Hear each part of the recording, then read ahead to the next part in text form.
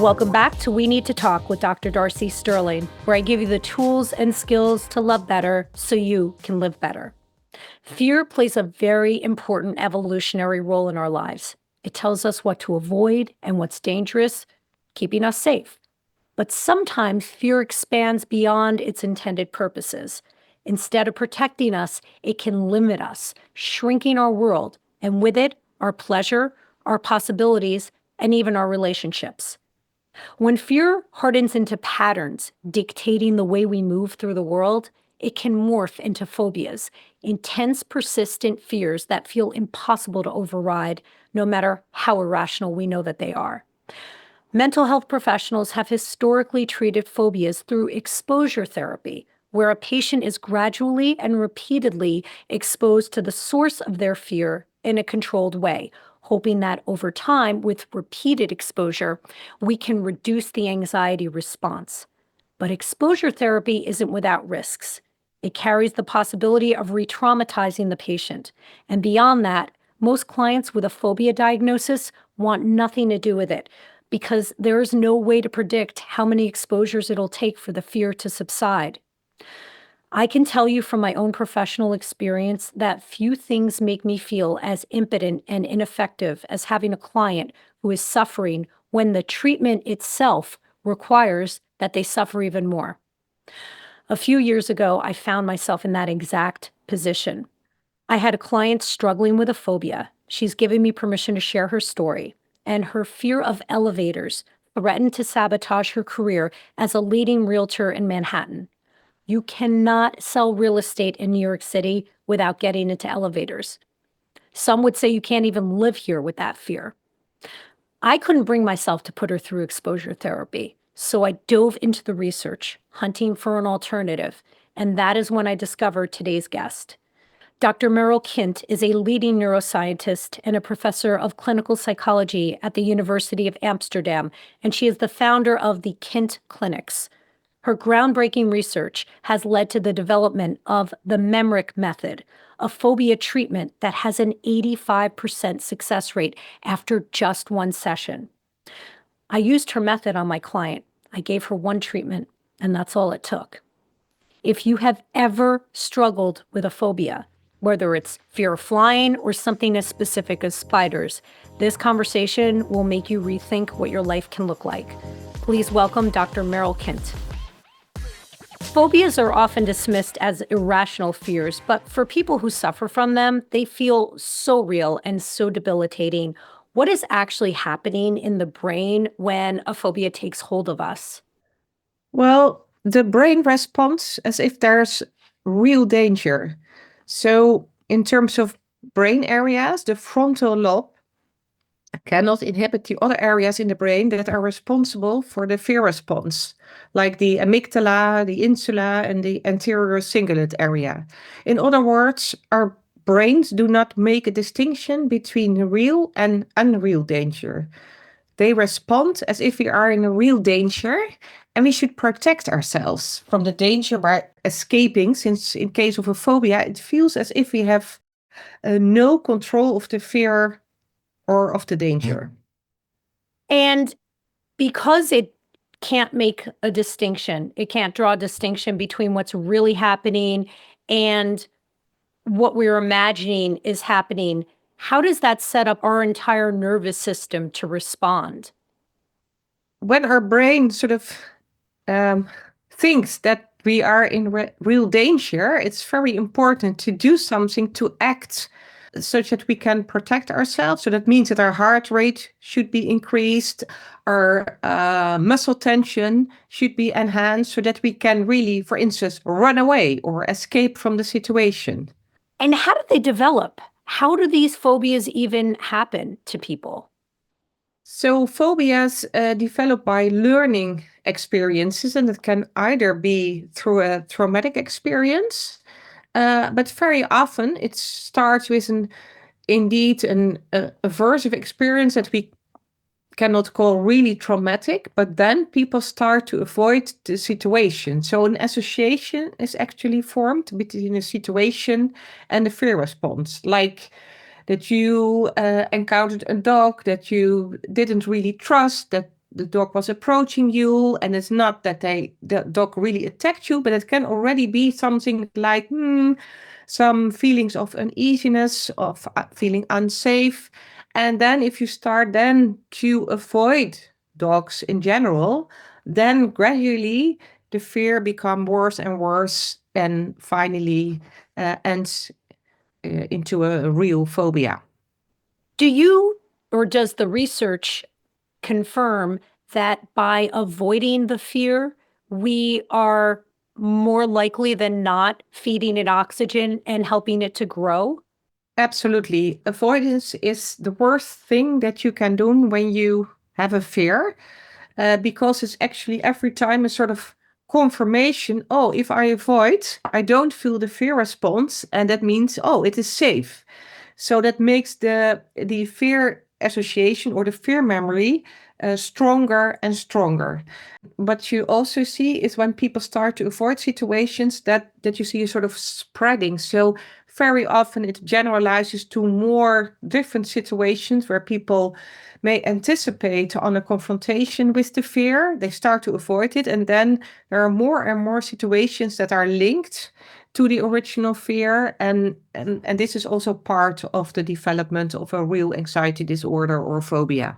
And that brings up this whole idea. So if what you're saying is that by avoiding the fear, it grows and our brain begins to associate safety with avoiding the fear, because it has already associated the external thing that we're afraid of with fear. So the more we avoid it, then our brain associates that with safety.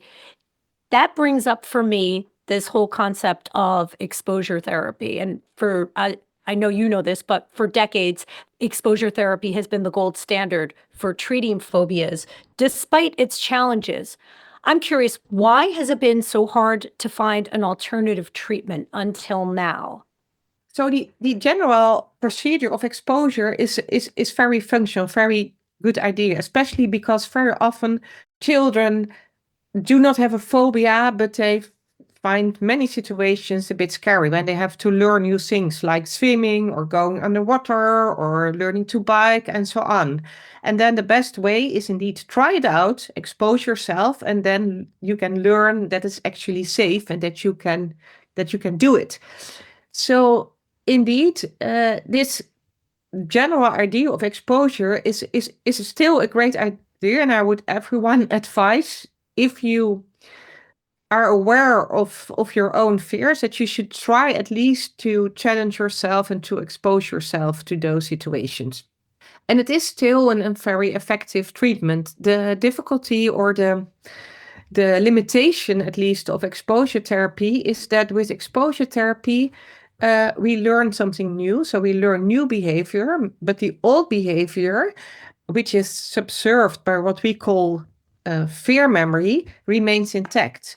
So the new behavior, subserved by also new memory, inhibitory memory, means that the new memory sort of competes with the original fear memory, but the fear memory remains intact, and that explains also the relatively high relapse rates. So even though exposure can be very effective and successful, we also see very often that people relapse. Sometimes only after a year, sometimes already sooner, but that is quite a limitation of the therapy. The reason that it was so hard to find an alternative treatment was actually because in science there was a sort of accepted idea that once a fear memory has been formed, it can never be changed. It can never be erased or weakened. So the best thing that we can do is forming a new memory, because also based on the idea of that it is sort of on the evolutionary theory that it is also very functional to sometimes, to if there's real danger, to be afraid, to be scared of those situations. And given that the brain does not distinguish between real and unreal danger, so the idea was, that is something that we can never change. We should accept that. So the best thing that we can do is learning something new, forming new memory that is as strong as possible, such that can compete with the original fear memory. And that was a sort of accepted until the turn of this century until almost 2000. And then some neuroscientists from NYU came up with this revolutionary new idea that maybe it is possible to change the underlying fear memory itself. And this is really based on fundamental neuroscience, because the idea was always, so if you learn something, then you have a short-term memory. So if you test animals or humans just after learning, that we call this short-term memory. And for the short-term memory, there is no need of protein synthesis to really learn something at the short term. But then when you test the animals, for instance, a day later or a week later for the long-term memory, the brain needs protein synthesis for the structural changes in the neuronal network that underlie the long-term memory. Can you explain what photosynthesis is? I can't even say the term, so I really want our listeners to understand what it means. We have neurons in the brain, and the connection between the neurons are necessary for memory. And so there is a transfer of information of an electrical signal. And if you learn something, then the connection is made stronger. So what you're saying is that when we teach an animal or a human something new, that information goes into our short-term memory. And for it to then go into our long-term memory, we need this synthesis to happen. Indeed, yeah. And you can test that, because if you can block the protein synthesis by giving drugs to the animal, and then, so you learn, for instance, a rat or a mouse to walk a certain way to find food. And in the first, for instance, 10 minutes is try and error. And at a certain point, they know, oh, this is the fastest way to find my food. And then if you test them again after, for instance, an hour or so, they still remember how they should walk towards the food. And this is short-term memory. And then if you give them a protein synthesis blocker, then nothing happens to the short-term memory. But then if you test them a day later, the memory is gone. So we know then that protein synthesis is necessary for the formation of long-term memory. So I have a question. Yeah. In EMDR, which I'm certified in, which in EMDR for our listeners is it's a trauma reprocessing type of therapy in which you utilize a tool to help rapidly reprocess a traumatic memory so that the person can move through their healing process at a much faster rate. So, and part of the appeal to EMDR is that it takes what would normally be a much longer amount of sessions to work through a traumatic memory, if you could even work through it at all, and it condenses it into a handful of sessions. When I was being trained in EMDR, my trainer said, so after you do EMDR with a client and you've brought their level of distress down to the neutral zone, they're no longer reporting distress over the traumatic memory, it's imperative to tell the client that they cannot get drunk or high that night. Is that because getting drunk or high will, and they've told us that it will undo all the EMDR, you'll have to redo it. Is that because it blocks this process that you were just explaining? Yeah. So I don't know whether EMDR makes use of reconsolidation, because we cannot prove that, but at least what is happening during the night, during sleep, and that is indeed also holds for consolidation and for reconsolidation, is that is the moment that the brain decides, okay, this can be deleted or forgotten, and this is what we should save. And that is also understandable from a point of view, because given that animals and human beings live by day and night, and that during the day when there is light, this is the moment when there is new coming information that we can learn from the environment, and that also when the environment changes, we have to update our memory. So sleep is indeed very important, and drugs and alcohol, like alcohol and other drugs, can indeed interfere with the sleep processes and thereby interfering with this therapeutic processes. So coming back to the consolidation, so the idea was really, but when memory has been consolidated, so like fear memory, the general accepted idea was, okay, but then it can never be changed because after consolidation, protein synthesis does not play a role anymore. And the revolutionary new idea by Krim Nader and his colleagues was that maybe this reconsolidation also, under certain circumstances, also require protein synthesis. So when the animals have learned something, like when we have installed a fear memory and you reactivate, you trigger the fear again by re-exposing them to the feared cue, this memory trace has to be resaved.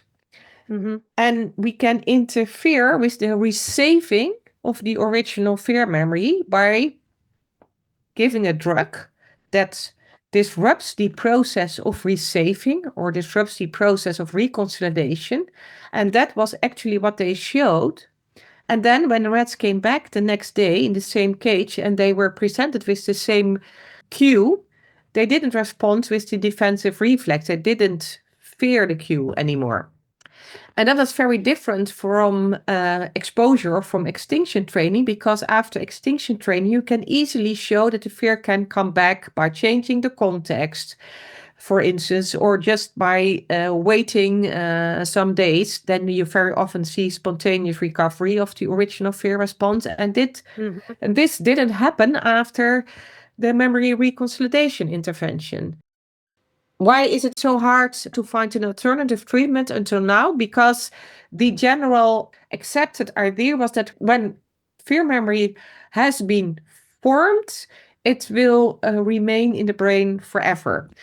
It's amazing. And, having gotten my PhD at NYU, in my naivete, when I was picking an area of specialty to research, I thought, hey, maybe I'll come up with a new theory, a new psychological theory. And they were like, no, that's not how this works. You find an old theory and then you test it and you prove it or you disprove it. And then if you disprove it, you can add on to it. And that is exactly why the scientific protocol is the way it is, because we're meant to check each other's work. Every generation is meant to check each other's work.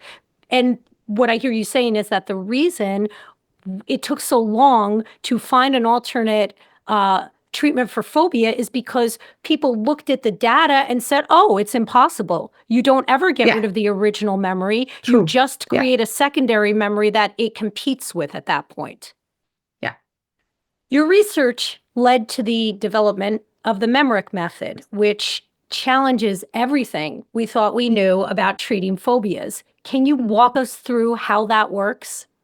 Yeah, so the treatment is based on this memory reconsolidation findings and rooted in basic neuroscience. And what is important to realize is that memory reconsolidation in itself is an adaptive process. So the idea is, so if you think of the function of memory, why do we have a memory? Well, that's very helpful because it means that we don't have to relearn every time when we encounter a specific situation. So as long as the environment does not change, we should keep our memory. So the function of memory is really to be as adaptive as possible in relation to our environment. But then when the environment changes, there's this reason to update our memory.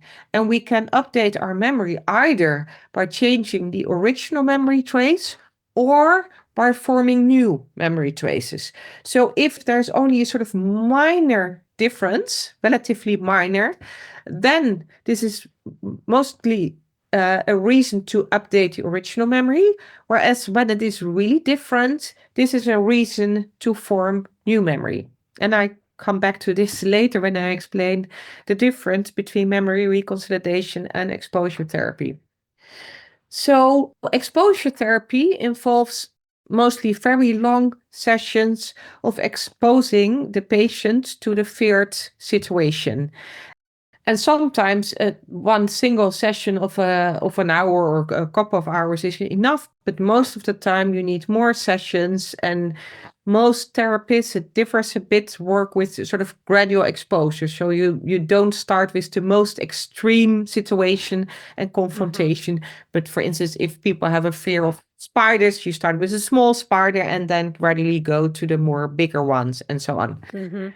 And the idea of exposure therapy then is that gradually people learn that what they fear is sort of not realistic, and is, maybe I should go back, that people with a fear of phobia have in general a sort of better safe than sorry strategy. So it's not so easy to learn something new, which makes sense, because if you are convinced that what you fear is really dangerous, I mean, rationally, you know that there is no reason to be afraid, to be scared.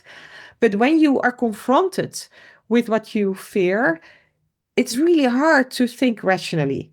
So then your emotion, your fear is taking over, and it feels like real danger. And that means that even though it's not happening what you really think is happening, you don't trust that. So that is what I mean with a better safe than sorry strategy. So you really need many sort of corrective experiences to gradually change your behavior and form a new memory trace. And this is why that takes very long. For memory reconsolidation, what we do is we work with a very brief confrontation, not to learn something new. The situation should be new in comparison to all the previous situations. That is, normally when people are very scared and terrified, they escape from the situation. They don't stay, and let alone that they approach the feared situation. So this is what we try to do during the confrontation, and we support our patient to do that. To find this sort of point where they feel like, now I have to escape, and then they stay or even approach it, and that they feel some confidence, some agency that they can do it. So the newness is only to open up the original memory trace, not to learn something new. Because the moment that this is happening, you leave the situation, and then we give a drug. And we give a beta blocker, propranolol, a low dose of only 40 milligrams. And this beta blocker passes the blood-brain barrier. And we know that beta blockers that do not pass the blood-brain barrier do not have the effect, because we have tested that. And then the beta blocker interferes then during the night with the resaving of the original memory. So because we did something new during the brief confrontation, this is a signal to the brain, oh, the fear memory trace has to be updated. If you don't give the drug, then the fear does not really change, because it's a very minor updating and nothing is really happening. So then you cannot observe any difference in the behavior the next day. The beta blocker is then doing its work, because this prevents the resaving of the fear memory. And then when they awake next morning and we do the test, and the test is also a very critical part of the treatment, then they can experience that the panic is gone. Then the test, so the first session is actually a breakthrough session, but the test session is in that sense more similar to traditional exposure, because the test session is important, because then they can experience sort of with and try out their new behavior. And this is also very important, because we have seen in our sort of latest research that if we do not do the test, then the fear also comes a bit back, because they don't have the new experience of not being afraid, and then they don't reconsolidate that new experience. Yeah. So it's imperative that they have the experience of going near the fearful trigger and not having the same emotional response. Yeah. Also, if we talk about a fear memory, that is a network, and people that live mostly for many years with the fear, it's also has become part of their identity.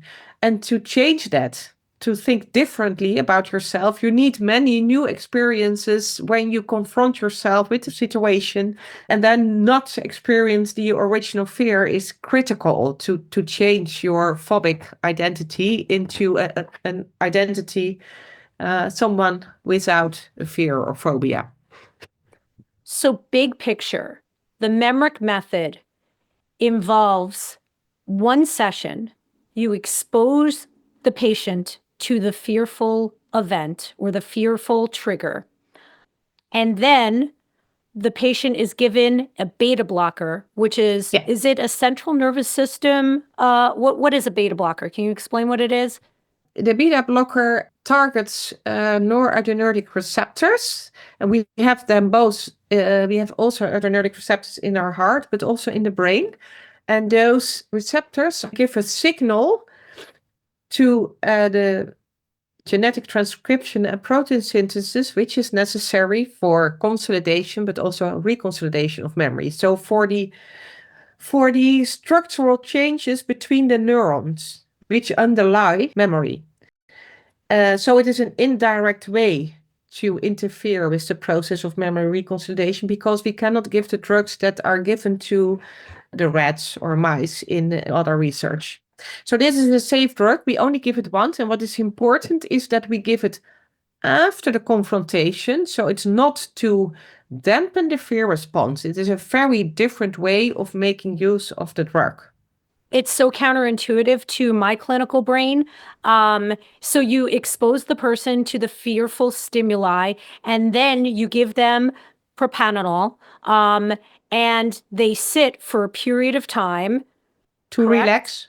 Yeah. To relax. And then they go home, and the very next day they come back to the clinic. You re-expose them to the historically triggering stimuli, and they have a different experience of not being afraid of the thing. And that is a key element to why it works, because now they've got this new memory of, oh my gosh, I'm no longer afraid. And it is not that they are completely relaxed. It's just that if the confrontation has been successful, the panic is gone, and then it is much easier to expose yourself to the situation and then to learn what is going on and to learn about yourself in relation to the feared cue. And it is so much easier if the panic is gone than whereas with exposure, you every time have to go through the panic and to expose yourself, which is really hard for the patient. It's really hard for the clinician as well. I will tell you that we don't enjoy re-traumatizing our patients. And before your method and before EMDR, that was the only way to do it. That was the only way to do it, was exposure therapy. So this bypasses having to re-expose the client again and again and again and desensitize them over time, and putting both the client and the therapist through some turmoil, significant for the client, and it's not so great to hold space for that as the clinician. This allows that whole thing to happen in one session. It's miraculous. It's miraculous, truly. And of course, I'm not saying that the confrontation is easy, because that's really an important distinction. I'm so glad that you made that, and thank you for bringing me back to that, because that's what I intended to land on, and I forgot. Because my memory reconsolidation is not as good as it should be at this year in my life, going through menopause. Anyway, not about me. So what is imperative, I think, is that we don't expect the patient to feel nothing when they're re-exposed to the fearful stimuli. We just expect them not to go into a panic attack or have a panic experience. So it's about teaching the client that there's a spectrum of fear, with panic being on the far end of the spectrum and worry being on the lowest end. Yeah. And also there is, and what I'm always explaining to my patients is they are also, of course, a degree of apprehension, but also because they are very often, they don't believe that anything has changed, because it's so weird that if you have gone through such a very brief confrontation and then coming back the next day, how can that be? Especially because most of my patients have lived for many, many years, sometimes for decades, with their fear. And then how can that then sort of so instantaneously change? So they don't believe in the treatment in that sense. I mean, they did a bit, otherwise they wouldn't try it, but still they think, well, I can't believe that it worked. So they also are very concerned that the treatment was not successful for them. And I always explain to them, yeah, you do not have two fear systems, one for your phobia and one for was the treatment successful or not. So that is the same system that also makes you nervous and so on. What I also want to emphasize is that the confrontation itself is also very challenging. For some people, I mean, that is not doable because, I mean, it is brief. That is the good news, but it is quite intense. Because we do not work with a gradual exposure. So we try to go really far in terms of really approaching the feared situation as much as possible. And for some people, that means that you have to touch, for instance, the spider, the dog, the cat, or whatever. For some people, that means that you can stay away a bit. So there are also huge individual differences in terms of it's necessary to really trigger the fear in a way that you have to find a sort of optimum where people feel on the one hand, oh, this is the moment that I can't do it. I have to escape, and at the same time that they can experience, oh, I can do it. If you push your patient too far, then you push them in a sort of defensive state, and then the memory doesn't open up. But if you do not go far enough, then the treatment also is not effective. And we do not have a sort of lens where we can look into the brain. Oh, this is the moment when the memory is opening up. So this is really what you have to learn as a therapist. Correct. Yeah. And you were kind enough to walk me through your training. And I remember that being one of the most nuanced, trickiest part of it is identifying the right level of exposure without tipping the client into a defensive posture, but also without coddling them and not exposing them enough. Yeah. It was so interesting. It reminded me a bit of my EMDR training. I was trained by Laurel Parnell, who trained us to start with the worst or the first, the worst experience of whatever the traumatic memory is, because if you don't start there, the client has trepidation every session leading up there. Just start there, and then you don't need 50 sessions. You start there. However, you certainly don't want to re-traumatize your client, and you need a good relationship with them. But it was very similar. I felt like I was looking for the same, and it's again, because there is no X-ray, there's no lab test that we can rely on to tell us when the client is in the exact right moment in their brain, that this is that magic moment. Now we've done the thing that we're trying to do. You have to, it's a felt sense almost. I don't think I could have done it if I hadn't had my EMDR training. But intuition is also implicit knowledge. It is based on experience and so on. And that makes our profession, I think, also interesting and challenging. And yeah.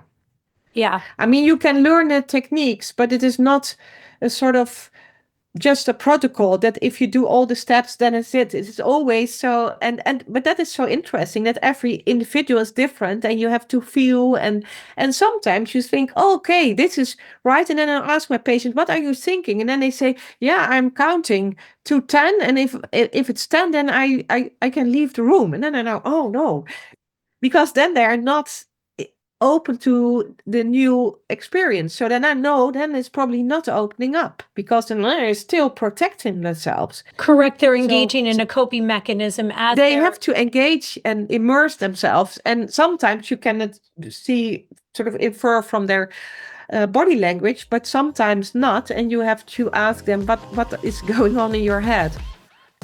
Support for this episode comes from Mindful Care. Right now, it feels like the cracks in our society have grown deeper. Political polarization, economic uncertainty, and constant stress can leave anyone feeling stuck. Mindful Care offers same-day access to expert clinicians and personalized treatments to help you feel like yourself again. And they accept all types of insurance, so support is just a call or a text away. Contact Mindful Care at 516-505-7200 or visit mindful.care to book your appointment today. And I just want to backpedal and say that when I said I don't think I could have done this without my EMDR training, that is because I actually was never trained by you.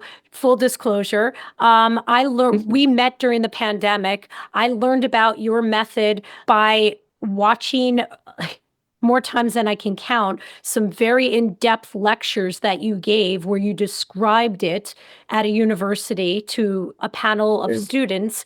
And then I met with you and you said to me, so tell me how you're going to use my method. And I fed it back to you and you clarified some mistakes, but I was never actually trained by you. And I don't think that little exposure to your training would have been enough for a normal person. But I for sure, I'm certain that it is it is teachable. It's something that you're able to teach. But in our context of knowing each other in the brief amount of time that I had access to you, it wasn't a real training session. It was a 15, 20-minute conversation. And then off I went and I did it, which I don't recommend to people, by the way. I got lucky. I also don't recommend. Got lucky. But it is a combination of, indeed, understanding the literature helps a lot, I must say, and you are probably a talent.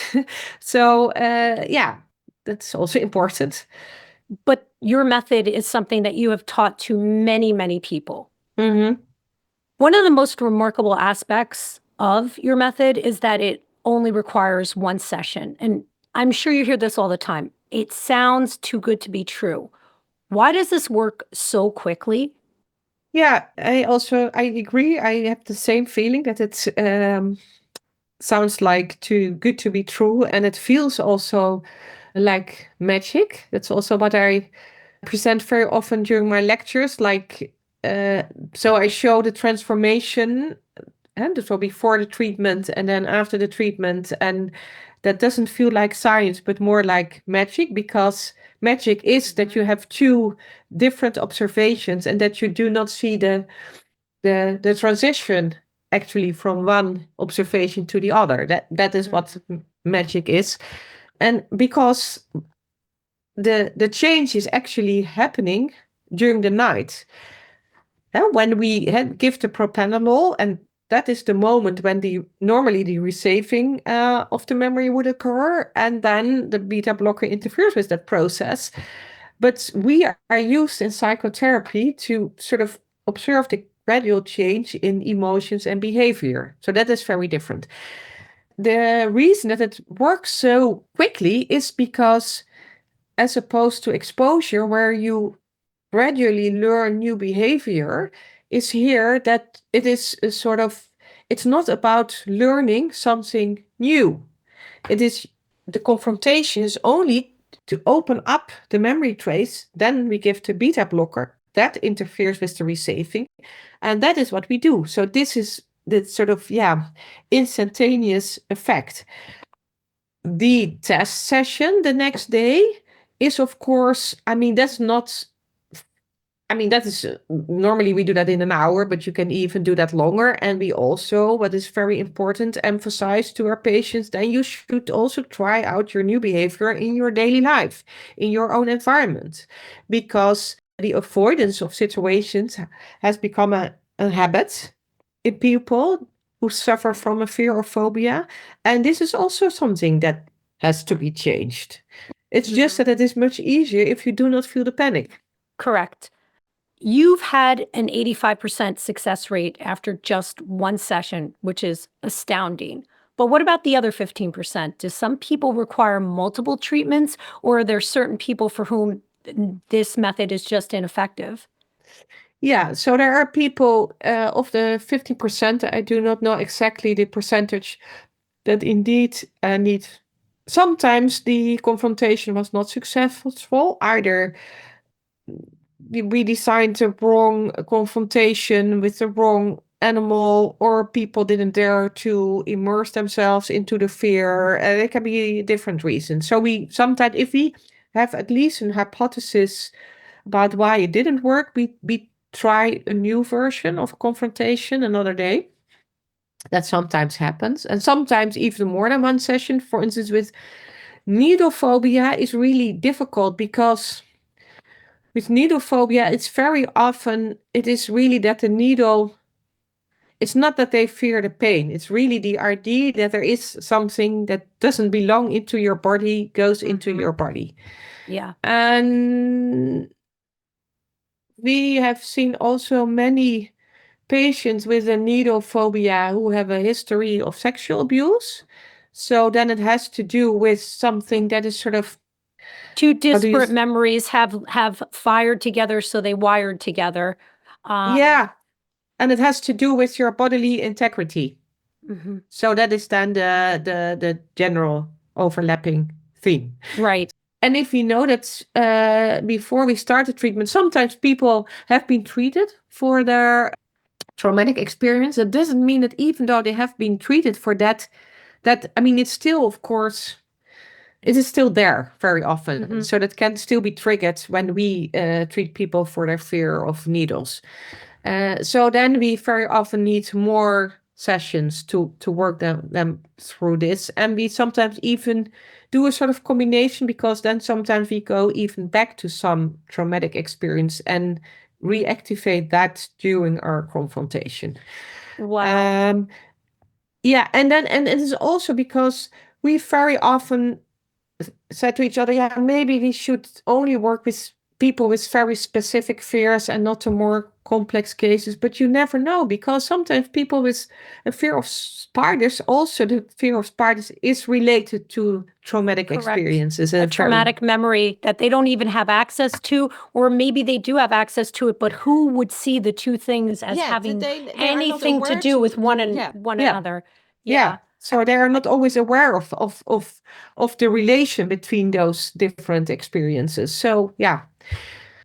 That makes a lot of sense. And it also makes a lot of sense to me that sometimes, even in situations where there's not complex trauma or developmental trauma, and it's just a single incident phobia to whatever it is, that if you're not getting the desired outcome, the client is still showing a fear response either the very next day in the test or in subsequent days in the future, that one has to question, A, did the therapist, hit that just the right amount of exposure, as you said, which I did not even know that was a thing until we spoke that time. And I remember I was like, whoa, there's like a magic moment I'm waiting for. There's a magic moment that I have to hit with my clients. And until or unless I hit that, this is not going to work. But aside from that, let's just say you're able to hit it, which I think I got lucky. The client themselves have developed sometimes very reasonable coping methods. Counting is such a normal coping method with a phobia. Internal counting, jumping patterns in their brain, singing songs internally. All of these coping methods that they may not even be consciously aware of, or, to be even able to say to you, hey, I was singing, or hey, I was counting during that exposure. And you would only learn about that when you saw that the fear response did not dissipate. And again, you don't expect the fear response to completely dissipate. You expect the panic response to go away, correct? Yeah, indeed. And sometimes we see a huge transformation, but very often it is more that the panic is gone, and that they are curious to see. That is very interesting. So I know that the Memrec has probably been successful if we see some curiosity in the patient, that they want to sort of find out how they do in the actual situation. Yeah. That's a very different emotional experience to Yeah. lead with than Yeah. fear. Yeah. Curiosity is open, fear Yeah. is a Yeah. contraction. What I try always to find during the brief confrontation is if they are in this sort of habit of the fear, that means in the defensive state, nothing is really happening because this is old behavior. And if you, the difference between goal directed behavior and habits is that if you are in your habitual mode, you are not open to new information. Whereas, so when you are in a goal directed mode, then you So are open, true. yeah, for new information. So open to experience. So, and that is really hard because when people are really terrified, then normally they are very, yeah, in their old habits and not open to experience. And that is very often that there is a sort of plateau that at a certain point then something is happening and then you see, oh, I'm not gonna die. I'm not going crazy. I'm not passing away or whatever. And then you are there.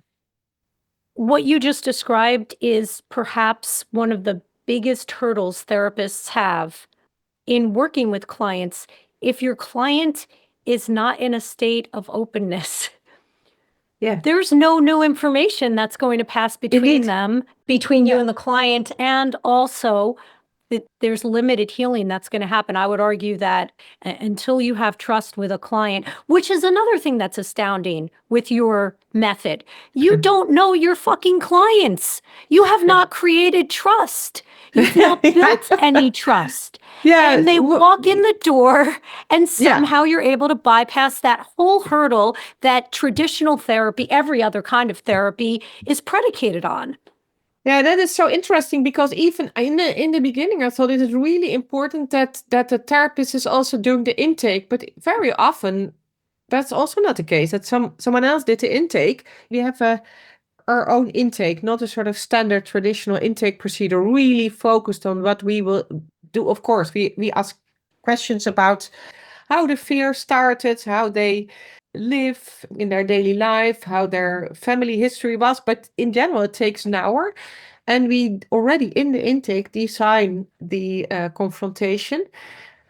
And so as a therapist, of course, you read the intake and then we talk with them before the confrontation, mostly, yeah, sort of like 30 minutes.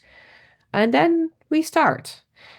And And even without a basis of trust, this method yeah, works. It just well, they should trust you, but not in a way that we think of trust in indeed in a relational relationships context, between a therapist and a patient. Indeed, yeah, more in the way that a person critically injured trusts a frontline responder, the EMT, the firemen.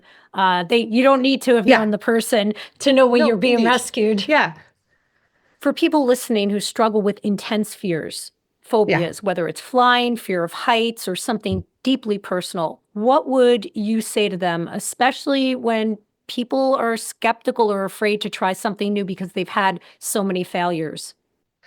well, still say that, well, avoidance is the worst strategy because it will only maintain and even worsen your fear.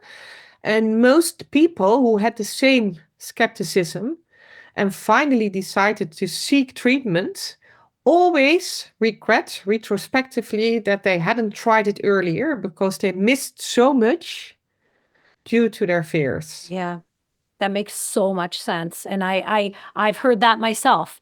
I've heard that myself. Why didn't we start with this? Yeah. You know, sometimes Yeah. and sometimes it's my fault. I didn't think Yeah. to, whatever treatment it is. But when someone Yeah. finally feels relief, that is often their response. Why didn't I stop using earlier, drinking earlier? Why didn't I start working out sooner? Why didn't I go out and date sooner? And sometimes they find it in a way even difficult. And it is so understandable. I mean, if you have lived for 20 or 30 years with your fears and you missed so much, and then you are treated and you discover that indeed an intake session and a confrontation session and a test session, your fear is gone, then you retrospectively think, whoa, why didn't I do this earlier? What did I miss? And so on. So that is also difficult to realize. There's a little bit of grief that comes with that, but there's also grief. Yeah. What I would say to your clients is the standard science said it was impossible. And it was only when somebody tested that and said, holy cow, I think I found something new. And then you took that and you ran with it. You built on that so creatively. You didn't, the guy at NYU was pivotal, but you took it to a different level. Wow. That's really sweet. But well, we first tested it in the laboratory because the translation from very basic neuroscience to the clinic, I mean, there are many steps that you have to make before you can translate it to the clinic, of course. If you're going to do this ethically, that is. Yeah, indeed. And I mean, we need also scientists that dare to try out new things instead of just testing old theories. We really need that.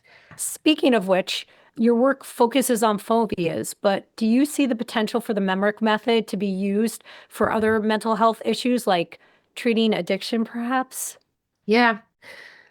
Potentially, it could work for addiction, but it is even more difficult than for fears and phobias. And one of the reasons is that fear reduction leads to sort of immediate relief and positive reinforcement, whereas overcoming addiction requires sort of, in that sense, delayed gratification.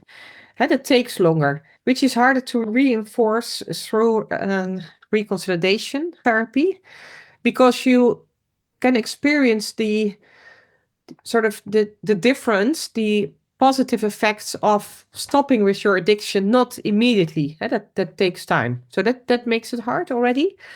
And there's also a more neurobiological explanation, because anxiety primarily engages the amygdala and prefrontal cortex, which are relatively plastic and responsive to reconsolidation techniques, whereas addiction heavily involves the dopaminergic reward system.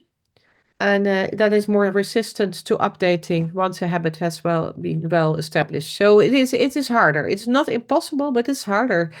And there is some experimental work already using the reconsolidation intervention in addiction, but it's a bit less convincing, I must say. Yeah. I wonder if some of that is because, well, at least my experience is that in treating addiction, part of the reason why it's so resistant to treatment is because there's a lack of access to the consequences of the addiction in periods of times when the client is triggered to use. They can't access all the memories of all the consequences. And I often find myself feeling like the hard drive to the client's super ego, where I'm like, do you remember on this date, when you were out with this person, and this happened and this happened, and so if you keep doing that, that is what is likely to happen. And I feel like I'm the keeper of the memory, because part of the issue with addiction is that they don't always have access to that information. Said crassly, we call that denial.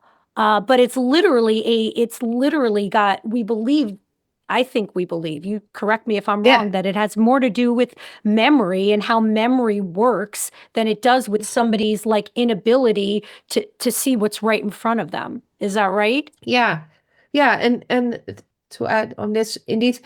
So because there's a difference between approach and avoidance. So with addiction, people have had many instances of using.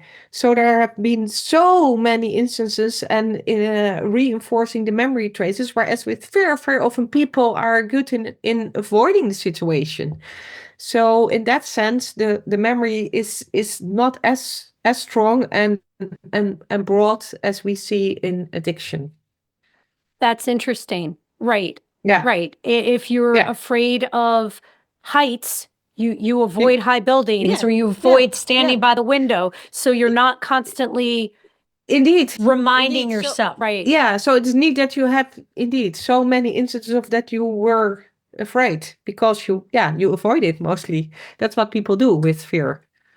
It sounds contradictory for my logical brain for a second, if I can just throw this by you, because if avoiding the thing reinforces the phobia, then, but I guess we're talking about two different processes of memory here.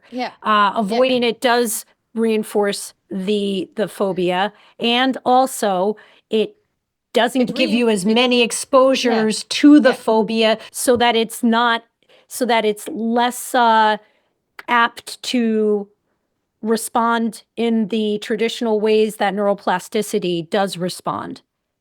Yeah, it reinforces actually the avoidance because by avoiding it, you do not feel the fear. If someone is struggling with a phobia right now and the world feels like it's shrinking because of it, what is the first thing that you would want them to know? Well, that it is really possible to overcome your fear by trying out to approach the danger, the situation that you fear, and experience the fear instead of avoiding the situation. So the experience the fear and that you can do it, that you will survive, is critical. I love It that. is possible to overcome your fear. That's so important for people to hear. Merel Kindt, thank you so much for your time today and your contribution to the field. The work that you have done has changed lives here of people you've not even treated. So thank you. Thank you very much. It's an honor to be in your podcast. Thank you so much. We Need to Talk with Dr. Darcy Sterling is a Sterling Standard production. Editing and sound engineering is by Bart Migal. Our theme music is by Trending Music. Special thanks to Amanda Christiani and Preston Smith. Since nearly 1 in 10 women experience a specific phobia in their lifetime, please share this episode with a few friends. They just might find the breakthrough that they need. We'll be back on Tuesday with another episode packed with the relationship, dating, and mental health hacks you've come to expect. References are always linked in the show notes. We'll see you soon.